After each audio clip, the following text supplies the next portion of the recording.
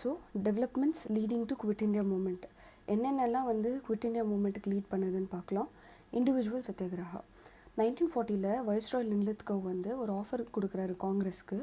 இப்போ நீங்கள் வந்து எங்களுக்கு வாரில் சப்போர்ட் பண்ணிங்களா, நாங்கள் உங்களுக்கு ஒரு ஆஃபர் கொடுக்குறோம் அப்படின்னு சொல்லிட்டு. அதனால காந்தி வந்து சத்தியாகிரகாவை வந்து லிமிட்டட் பண்ணிடுறாரு. லிமிட்டட் சத்தியாகிரகா முன்னாடி வந்து மாஸ் சத்தியாகிரகா இருந்துச்சு இல்லையா, நிறைய பேர் பார்ட்டிசிபேட் பண்ணுவாங்க. இதில் வந்து லிமிட்டட் சத்தியாகிரகா, அதுவும் வந்து ஃபியூ இண்டிவிஜுவல்ஸ் மட்டும்தான் கொடுப்பாரு. ஸோ அந்த மாதிரி ஃபஸ்ட்டு வினோபா பாவே இவருக்கு தான் வந்து first to offer satyagraha on 17th October 1940. The Satyagraha continued till the end of the year. Satyagraha வந்து இயர் எண்ட் ஆகிற வரைக்குமே கண்டினியூ ஆகுது. During this period more then 25,000 people were arrested. இந்த டைமில் கூட greater than 25,000 people அரெஸ்ட் ஆகிறாங்க. கிரிப்ஸ் மிஷன் என்னன்னு பார்க்கலாம். On 22nd March 1942, British government sent a mission under Cabinet Minister Sir Stafford Cripps. Stafford Crippsன்றவர் பிரிட்டிஷ் கவர்மெண்ட்டில் ஒரு கேபினெட் மினிஸ்டர். அவரை வந்து இந்தியாவுக்கு அனுப்புகிறாரு. காங்கிரஸ் கூட வந்து பேச சொல்லி, negotiations between the Cripps mission and the Congress failed as Britain was not willing to transfer effective power immediately. So பேச சொல்லி அனுப்புகிறாரு இல்லையா காங்கிரஸ் கிட்ட. ஆனால் அது வந்து ஃபெயில் ஆகிடுது. ஏன்னா பிரிட்டன் வந்து அப்போ கூடமே ஃபுல் பவர் வந்து இந்தியாவுக்கு கொடுக்க தயாராக இல்லை. அதனால த கிரிப்ஸ் மிஷன் என்ன ஆஃபர் பண்ணுறாங்கன்னா, grand dominion status after the war. British கீழே தான் இருக்கும், ஆனால் நம்மளுக்குன்னு ஓரளவுக்கு இண்டிபெண்ட் நேஷன் மாதிரி வாருக்கு கழிச்சு டொமினியன் ஸ்டேட்டஸ் கொடுப்போம் அப்படின்னு சொல்லிட்டு இந்தியன் பிரின்சஸ் வந்து could sign a separate agreement with British implying the acceptance for the demand of Pakistan. Indian princes வந்து செப்பரேட்டாக அக்ரிமெண்ட் பிரிட்டிஷ்க்கு வந்து போடலாம், டிமாண்ட் ஆஃப் பாகிஸ்தான் வந்து அக்செப்ட் பண்ணாங்கன்னு சொல்லிட்டு அப்படின்ட்டு. British control of defence during the war. அப்போது கூடமே வார் வந்துச்சுன்னா பிரிட்டிஷ் தான் வந்து டிஃபென்ஸை கண்ட்ரோல் பண்ணணும்னு சொல்கிறாங்க. Both the Congress and the Muslim League rejected the proposal.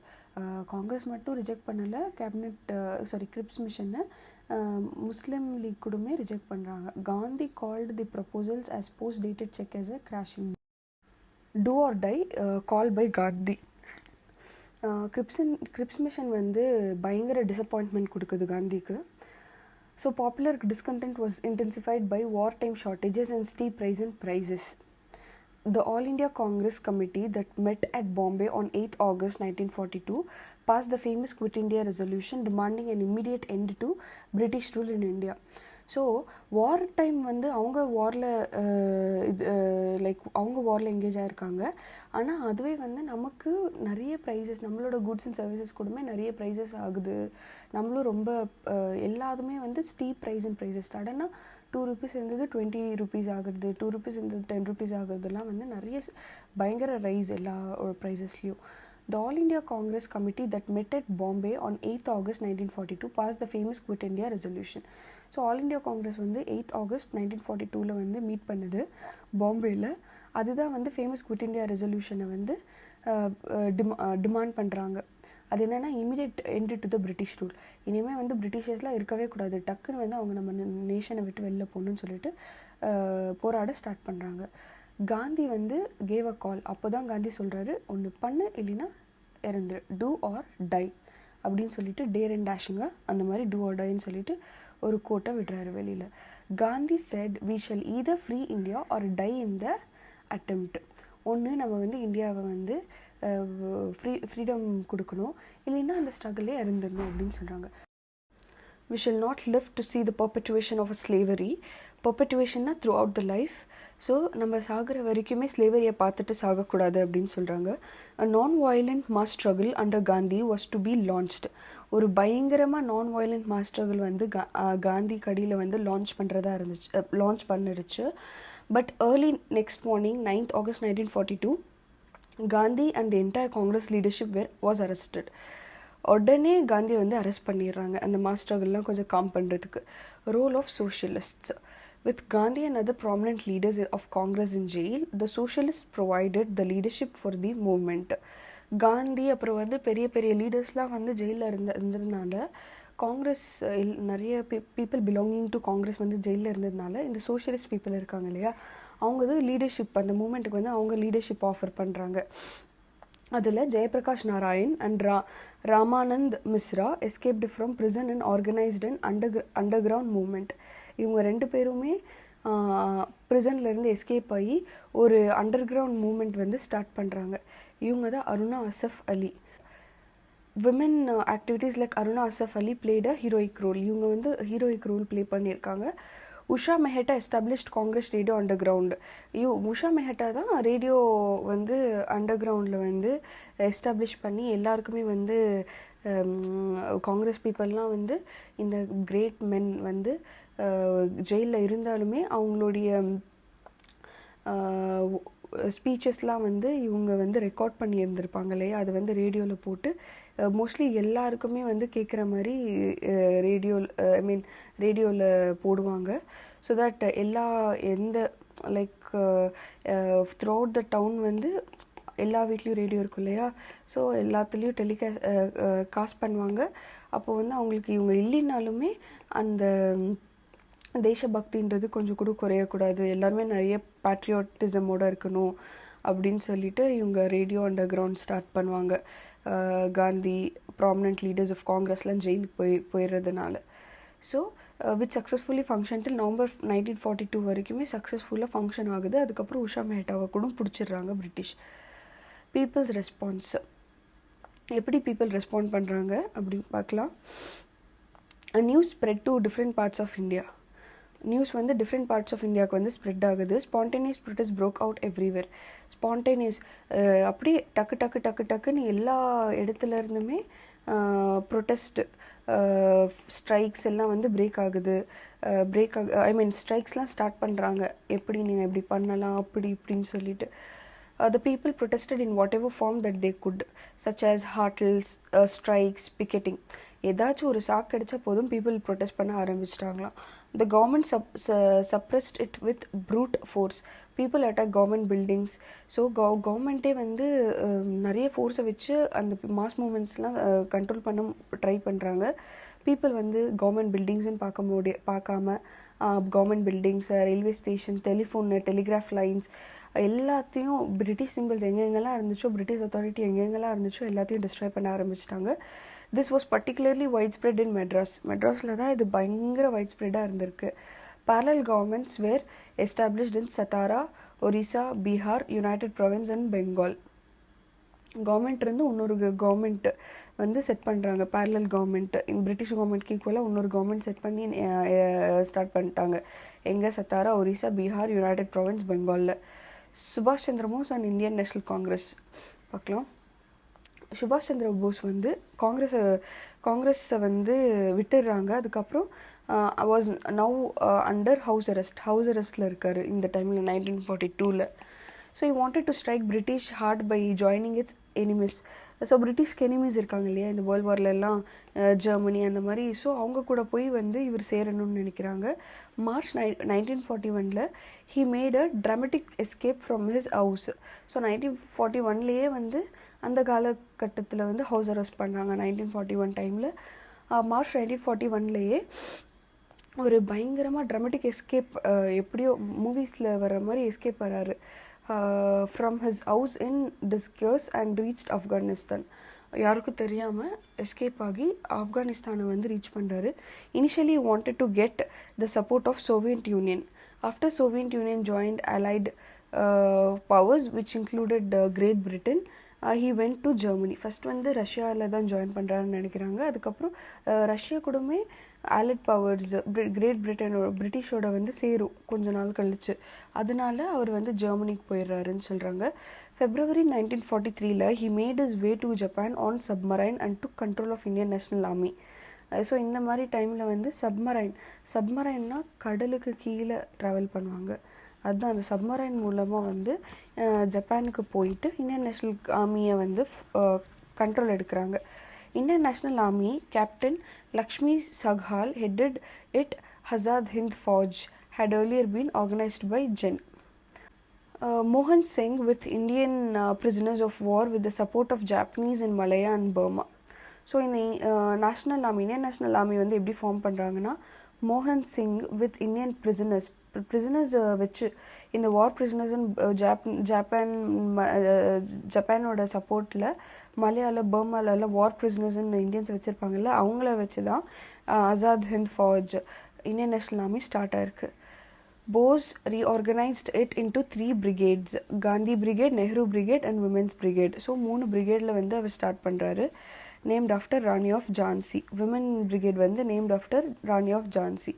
Subhash Chandra Bose formed the provincial government of Free India in Singapore. So provincial government of Free India எங்கே form பண்ணுறாரு? சுபாஷ் சந்திர போஸ் சிங்கப்பூரில். He gave the slogan Delhi Chalo. INA was deployed as part of the Japanese forces. INA வந்து Japanese forces மூலியமாக Japanese ஃபோர்ஸஸில் ஒரு பார்ட்டாக வந்து வைக்கிறாங்க. However the defeat of Japan stop the advance of INA. அப்புறம் ஜப்பான் கூடமே வேர்ல்டு வாரில் வந்து டிஃபீட் ஆகிடுறாங்க இல்லையா, தோத்துடுறாங்க இல்லையா. அப்போ வந்து இந்தியன் நேஷனல் ஆர்மினால் வந்து அட்வான்ஸ் ஆக முடியல திரும்பவும். The airplane carrying Subhash Chandra Bose crashed, bringing to an end his crusade for the freedom. So ஒரு ஏர்ப்ளைனில் அவர் போயிட்டுருக்கிறப்போ அந்த ஏர்ப்ளைன் வந்து கிராஷ் ஆகிடுதுன்னு சொல்கிறாங்க. அப்போது சுபாஷ் சந்திர போஸ் இல்லை அப்படின்னு சொல்கிறாங்க. British government arrested Indian National Army officers and put them on trial in Red Fort. Red Fortல வந்து இந்தியன் நேஷ்னல் ஆர்மிக்கு சப்போர்ட் பண்ண பீப்புளெலாம் வந்து ட்ரையலுக்கு போடுறாங்க. ஸோ ட்ரையல்ன்றது platform for nationalist propaganda. Trial வந்து நேஷ்னலிஸ்ட் ப்ரொபகேண்டாவில் ரொம்ப இம்பார்ட்டன்ட் சொல்கிறாங்க. Congress set up defence committee comprising. Congress வந்து டிஃபென்ஸ் கமிட்டிஸ் வந்து செட்டப் பண்ணுறாங்க, கம்ப்ரைசிங் நெஹ்ரு, தேஜ் பகதூர் சப்ரு, அப்புறம் வந்து பூலாபாய் Desai and Asaf Ali. Though Indian National Army officers were convicted, they were release due to public pressure. எவ்வளோ தான் அவங்க வந்து அரெஸ்ட் பண்ணியிருந்தாலுமே இந்தியன் நேஷனல் ஆர்மியை பப்ளிக் ப்ரெஷரால் எல்லாத்தையும் வந்து வெளியில் விட்டுறாங்க. Indian National army exploits and the subsequent trials inspired the Indians. So Indian National army வந்து எல்லா இந்தியன்ஸும் ரொம்ப இன்ஸ்பயர் பண்ணியிருக்கு அப்படின்னு சொல்கிறாங்க. Towards freedom. Royal Indian navy revolt. Royal Indian Navy ratings revolted at Bombay in February 1946. So நேவியில் கூட ஒரு revolt நடக்குது. எப்போன்னா 1946 ஃபெப்ரவரியில். அப்போ Royal Indian navy under the British rule தான். ஸோ அங்கே ஒர்க் பண்ணிகிட்டு இருந்த இந்தியன் பீப்புள் வந்து ஒரு ஸ்மாலாக ரிவால்ட் பண்ணுறாங்க. அது என்னென்னு பார்க்கலாம். It soon spread to other stations involving more than 20,000 ratings.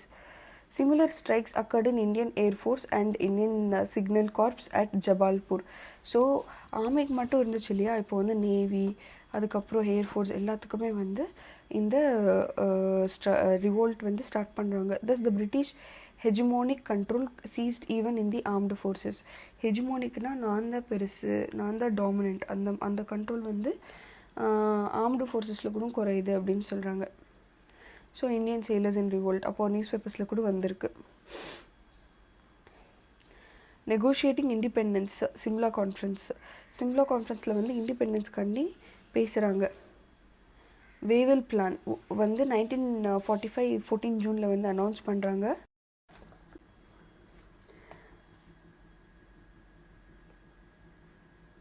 So it provided for an interim government. ஒரு இன்டரிம் கவர்மெண்ட் கொஞ்சம் டைமுக்காண்டி ஒரு கவர்மெண்ட் ஃபார்ம் பண்ணுறது தான் interim government. Through out 5 years இல்லாமல் மேபி 6 months 3 months அப்படின்னு சொல்லிட்டு ஃபார்ம் பண்ணுறது தான் interim government. So it provided for an interim government with an equal number of Hindus and Muslims in the Viceroy's Executive Council. Viceroy's Executive Councilsல form பண்ண interim governmentல equal number of Hindus and Muslims வந்து இருக்கணும் அப்படின்னு சொல்கிறாங்க. It provided. அதுக்கப்புறம் all portfolios except war portfolio was to be held by Indian ministers.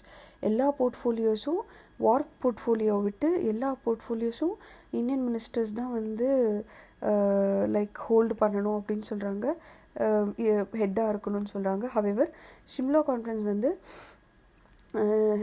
in the Simla conference, the Congress and the Muslim League could not come to an agreement.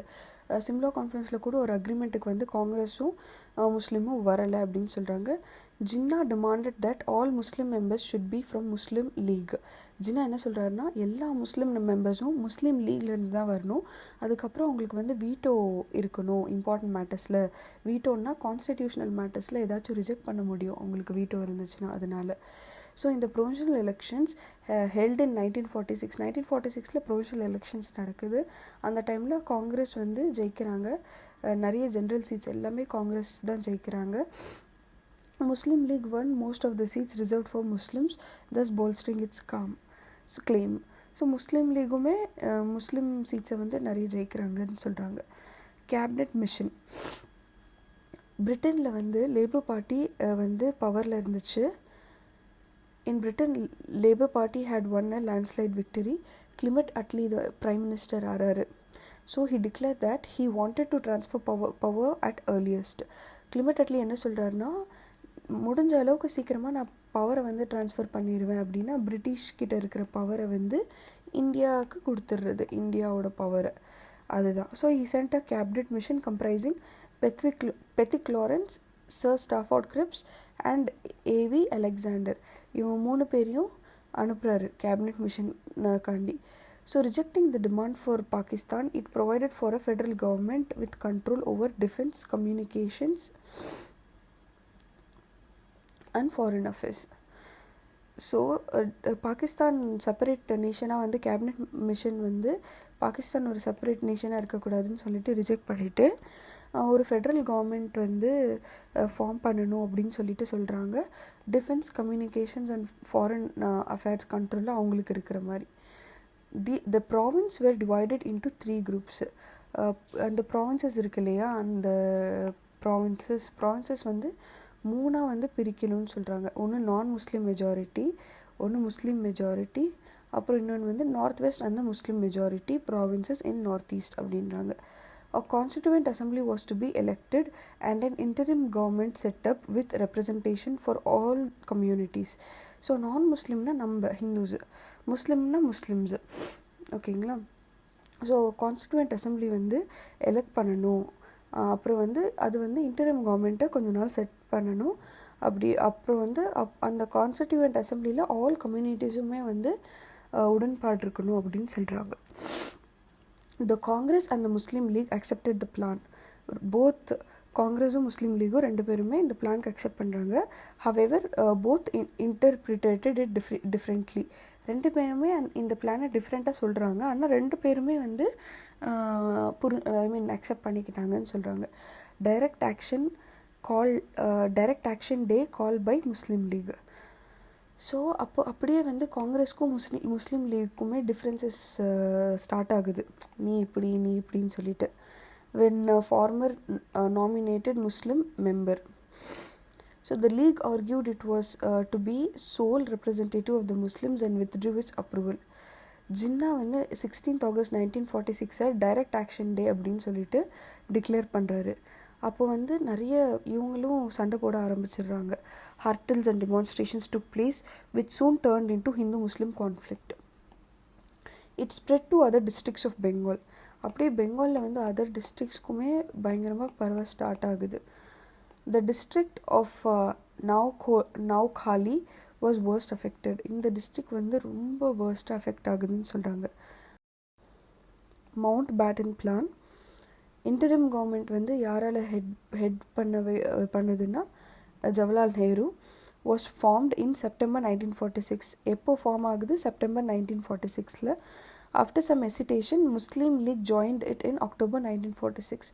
First வந்து Muslim league பிடிக்கல, ஆனாலுமே October 1946 பிடிக்காமல் join ஆகிறாங்க. Its representative Liaquat Ali Khan was made the finance member. அதோட representative Muslim லீகோட representative Liaquat Ali Khan வந்து finance மெம்பராக choose February 1947 கிளிமெட் Atlee வந்து டிக்ளேர் பண்ணுறாரு. ஜூன் 1948 வந்து பிரிட்டிஷ்கிட்ட இருந்து இந்தியாவுக்கு பவர் ட்ரான்ஸ்ஃபர் செய்யப்படும் அப்படின்னு சொல்லிட்டு. So Lord Mountbatten was sent as viceroy to India. Lord Mountbatten இவர் வந்து இந்தியாவுக்கு வந்து அனுப்புகிறாங்க வாய்ஸ்ராயா. with specific task of transfer of power. இவரை வந்து இந்தியாவுக்கு அனுப்புறதே வந்து transfer of power வந்து பண்ணணும் அப்படின்னு சொல்லிட்டு தான். On June 3, 1947, Mountbatten Plan was announced. So June 3, 1947 Mountbatten Plan வந்து அனௌன்ஸ் பண்ணுறாங்க. It proposed, இது என்ன ப்ரப்போஸ் பண்ணுதுன்னா, power would be transferred on the basis of dominion status to India and Pakistan. Dominion ஸ்டேட்டஸாக தான் வந்து இந்தியாவுக்கும் பாகிஸ்தானுக்கும் பவர் வந்து ட்ரான்ஸ்ஃபர் செய்யப்படும் அப்படின்னு சொல்கிறாங்க. Princely states would have to join either India or Pakistan. So இப்படி இந்தியா இருக்கிறப்போ, இது இந்தியான்னு வச்சுக்கோங்களேன், இப்படி இந்தியா இருக்கிறப்போ இதெல்லாம் பிரிட்டிஷர்ஸ் வந்து ஆட்சி செஞ்சுட்டு இருந்தாங்க. ஆனாலும் சில இடத்துல வந்து பிரின்ஸ்லி ஸ்டேட்ஸ் இருந்துச்சு. 500க்கும் மேலே வந்து நிறைய பிரின்ஸ்லி ஸ்டேட்ஸ் இருந்துச்சு. அவங்க ஈதர் பாகிஸ்தானுக்கு சேரணும், இந்தியா இல்லைன்னா இந்தியாவில் சேரணும் அப்படின்னு சொல்லிடுறாங்க. Boundary commission was to set up under Radcliffe Brown and the award would be announced after the transfer of power. So border லைன்லாம் ப்ராப்பராக வந்து செட் பண்ணணும்னு சொல்லிட்டு அதுக்கே தனி கமிட்டிஸை வந்து தனி மெம்பர்ஸை வந்து அப்பாயிண்ட் பண்ணுறாங்க. Punjab and Bengal legislative assemblies would vote on whether they should be partitioned.